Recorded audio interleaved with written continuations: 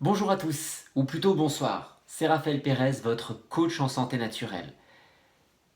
Aujourd'hui, j'ai eu un peu de mal à me mettre à faire ma vidéo. J'étais avec mes filles, elles m'ont pris beaucoup de temps, beaucoup accaparé, et j'ai pu ce soir m'y mettre une fois qu'elles étaient couchées.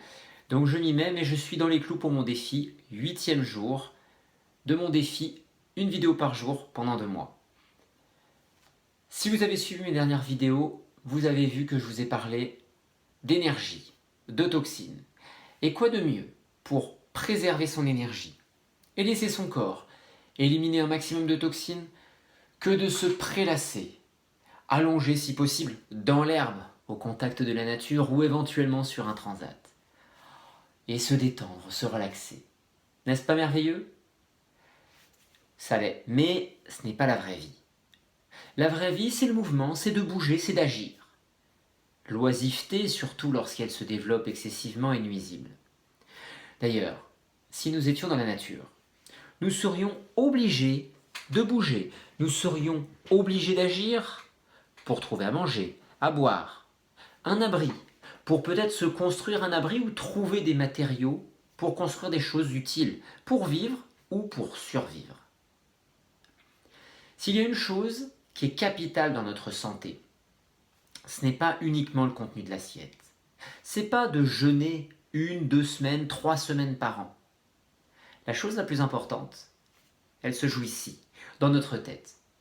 C'est ce que j'ai pu remarquer avec toutes les personnes que j'ai pu rencontrer, ou toutes les personnes que j'ai pu accompagner qui ont réussi à guérir, ou à avoir une amélioration considérable, et surtout à garder leurs résultats pendant longtemps, à conserver durablement leurs résultats. Pas simplement un petit résultat pendant quelques semaines, quelques mois, mais des résultats qui durent plusieurs années, voire plusieurs décennies. Ce qui fait la différence, ce n'est pas le contenu de l'assiette, c'est ce qui se passe dans votre tête. Et ce soir, ainsi que dans les 2 prochaines vidéos, je vais vous parler du mental.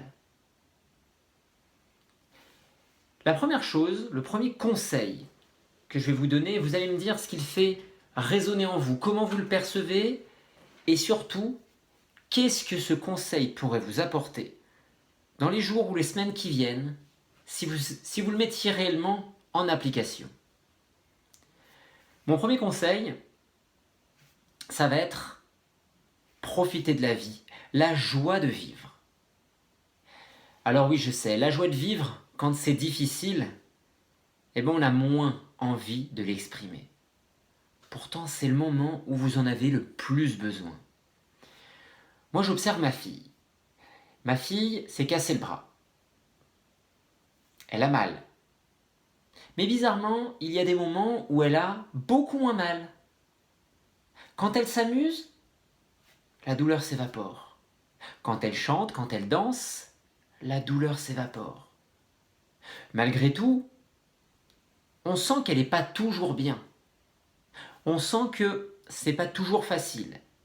Et à certains moments, cette situation d'inconfort dans laquelle elle vit, d'inconfort par la douleur, d'inconfort par rapport au manque de possibilité de bouger avec son bras qui est bloqué ainsi, c'est difficile. Et à certains moments, ça génère du conflit. Mais quand elle est en tension, et quand on est en conflit, bizarrement, la douleur revient et elle est beaucoup plus forte. Je vais vous donner un exemple. Un exemple que j'ai entendu d'un militaire américain, l'amiral William McRaven, lors d'une intervention devant des étudiants fraîchement diplômés de l'Université du Texas.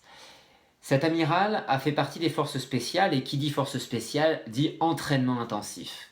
Entraînement intensif pour, bien sûr, tirer les meilleurs physiquement, mais surtout les meilleurs mentalement.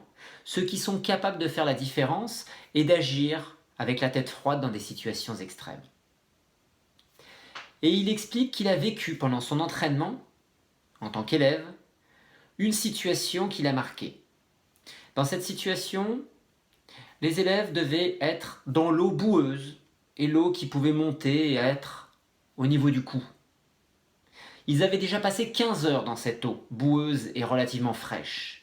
Ils étaient gelés et c'était très dur à tenir. Et les instructeurs leur ont dit, si 5 d'entre vous abandonnent, vous pouvez tous sortir de l'eau, tous sortir de la boue.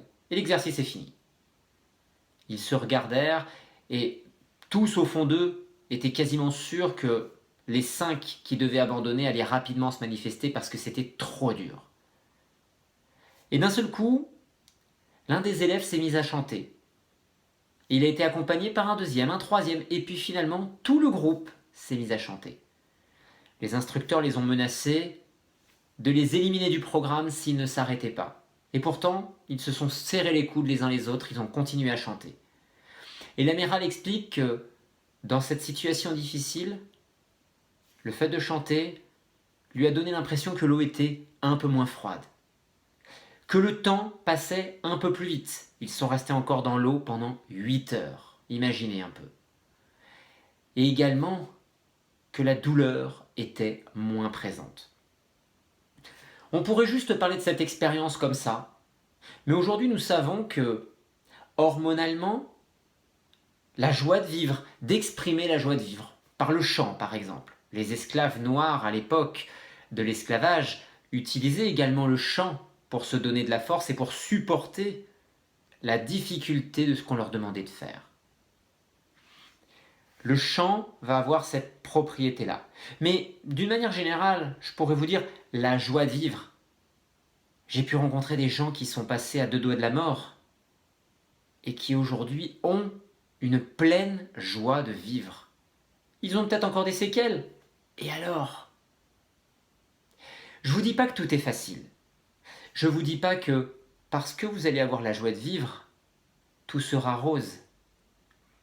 Mais par contre, que vous ayez une situation problématique aujourd'hui, vous l'aurez que vous ayez de la joie de vivre ou pas. Par contre, si vous avez de la joie de vivre, cette situation sera moins dure à supporter. Elle sera moins dure à supporter au quotidien. Les douleurs seront peut-être un peu moins fortes parce qu'hormonalement, vous vous sentirez mieux. Alors, est-ce que vous avez déjà expérimenté la joie de vivre ? Chantez, profitez de tout ce que vous pouvez profiter des petites choses. Le soleil, le vent, la neige, pour ceux qui aiment l'hiver peut-être. Profitez de ces petites choses qui vont rendre votre journée meilleure, plus agréable. Moi, j'aime bien donner des petits conseils. Quand je dis des petits conseils, même plutôt des petits défis. Une personne m'a mis dans un commentaire de faire peut-être des défis avec vous. Alors, si vous êtes encore avec moi sur cette vidéo, je vous lance un défi. Pendant les quelques jours qui viennent, expérimentez la joie de vivre, si vous ne l'avez pas déjà fait. Expérimentez la joie de vivre. Dites-vous, mon objectif aujourd'hui, c'est d'être plus joyeux. C'est de sourire. Souriez. Le simple fait de sourire, ça change beaucoup de choses. Je parlerai un petit peu des réflexes et de l'apprentissage pavlovien, de comment nous pouvons faire des choses simples qui vont avoir des répercussions sur notre corps. Mais souriez, chantez, observez les petites choses de la vie qui sont fabuleuses. Faites ça comme objectif. Demain, après-demain et toute la semaine qui vient. Ayez cet objectif d'avoir plus de joie de vivre que la veille. Et je vais finir là-dessus avec cette métaphore.